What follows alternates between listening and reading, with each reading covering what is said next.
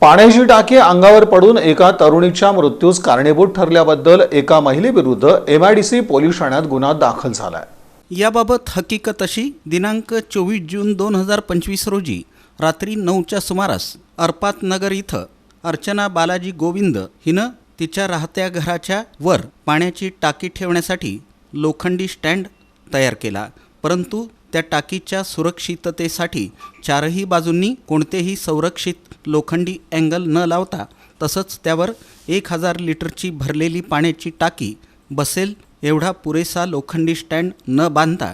हयगईनं आणि निष्काळजीपणानं पाण्याची भरलेली टाकी ठेवली। ती घसरून दिनांक 24 जून रोजी रात्री 9च्या सुमारास शेजारी राहणारे व्यंकटेश आडम यांच्या राहत्या घरावर पडून घराचा पत्रा फाटून घरात झोपलेल्या गायत्री आडम वय 20